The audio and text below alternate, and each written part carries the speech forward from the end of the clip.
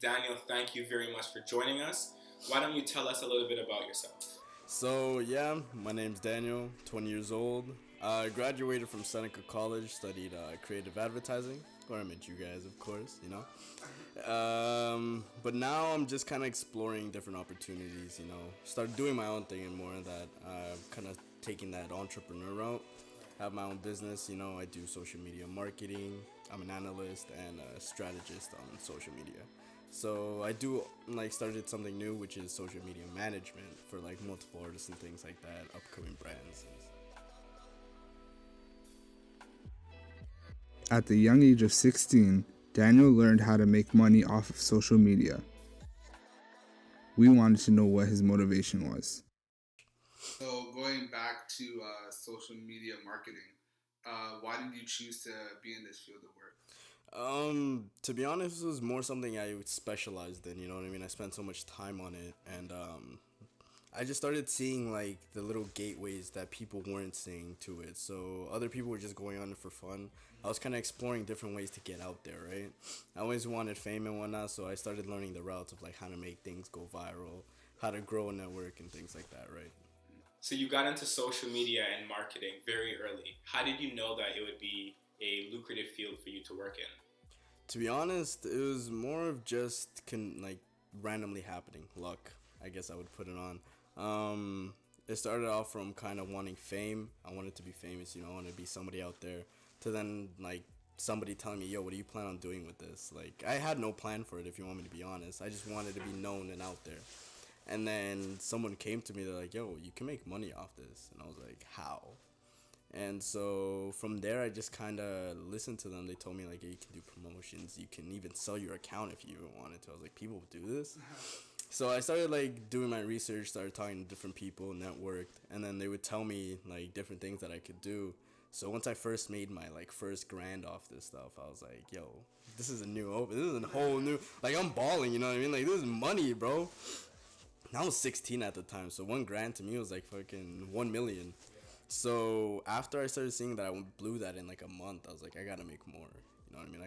I started wanting more. I started craving more, and I made it into a business. You know what I mean? Like I just started doing my own thing on that.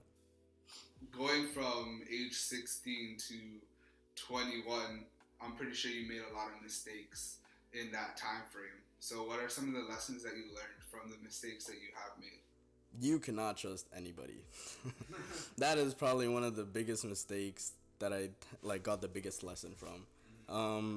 On the way, I did meet some like cool people, but then aside from cool people, I met some pretty shitty people. You know what I mean? Like I don't want to sound too like bad on it either, but I've gotten scammed. You know, people made me do work and then never ended up paying me out. Um, I started seeing like a lot of back talk on social media, for example, like a lot of competition for one thing. So it would kind of push me down on sometimes. Like it was stressful at moments. I mean, like I don't know. The mistakes that I've made was to trust people, which is like the biggest one. On social media, everybody has a face, but then behind the screen, you don't know who they are, right? So that's one thing. You can't always trust what you see on social media. Um, so when social media first started to get like popular, people would use it for more of like a personal thing, and now brands are kind of using it to connect with their audience and their target market. Where do you see social media and marketing in the near future? You see, I don't see any changes with it. I mean, it's kept such a consistent pace with it. I mean, now brands are finally seeing that interacting with their followers and interacting with their audience is a big return on the long term, right? Because like before, they would just throw out markets and they're like, "Oh, we have a promotion on this. Oh, we have a promotion on that." Now they're actually becoming viral. Like you know, making funny tweets. Wendy's, for example, they were just tweeting with the Wingstop like a couple days ago, and like next thing you know, everybody was retweeting it, 20K, 30K, like faves on multiple tweets, and like that just gets them out there. It's free publicity, you know what I mean? So like I don't see any. I mean, I can't really say what else there's gonna be for the future because I don't even know myself. All I see is that it's moving kind of like into a more natural way finally. Like it's not just selling to the people; it's subliminally selling to it. Makes our job easier. Always stepping his game up, he found a new source of revenue in a brand new market: managing artists. So what project are you focusing nowadays? Mainly working with artists and brands. I feel like that's a new kind of wave that people are gonna like move towards. So I kind of want a head start on that. I mean, now there's so many SoundCloud artists, for example. Like everybody wants to make music, and I'm not putting that down. You know what I mean? Like, cause that's encouraging people to follow their dreams. If they think they can make music, do it. If you think you can do something like go out and make art, make art.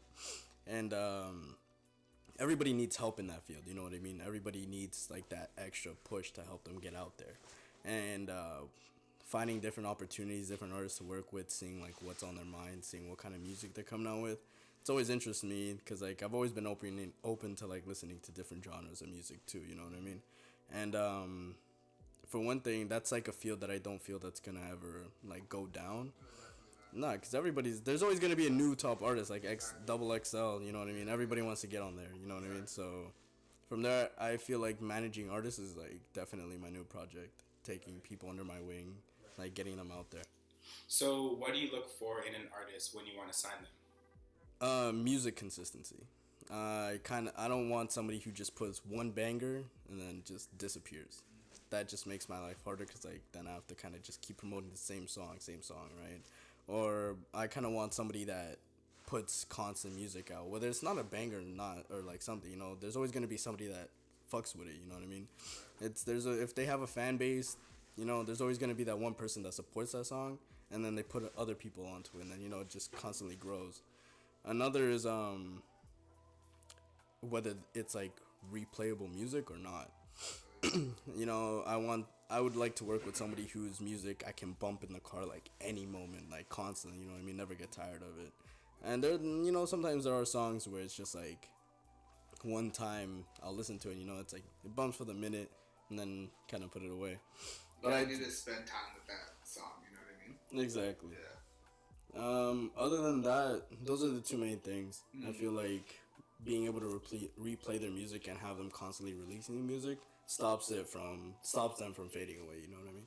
What is your job as a social media manager with these artists once you actually decide to manage them? So my job is to first find out their overall goal.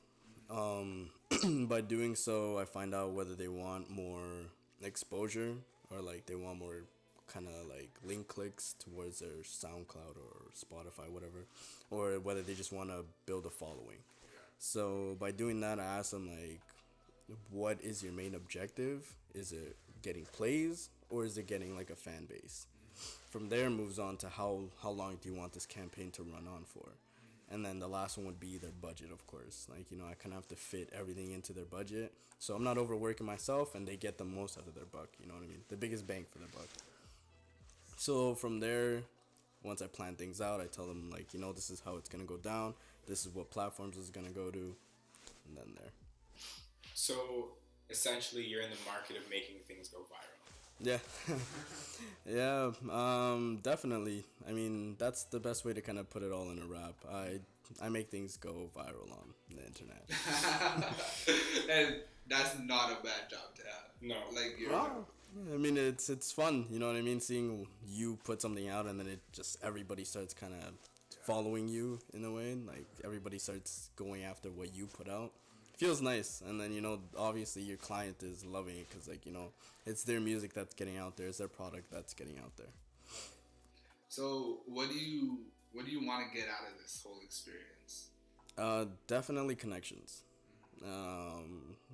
Meeting new people for one thing, like, get to meet new minds to kind of pick out of different. It gives me more of an opening to like not exposure, how can I explain this?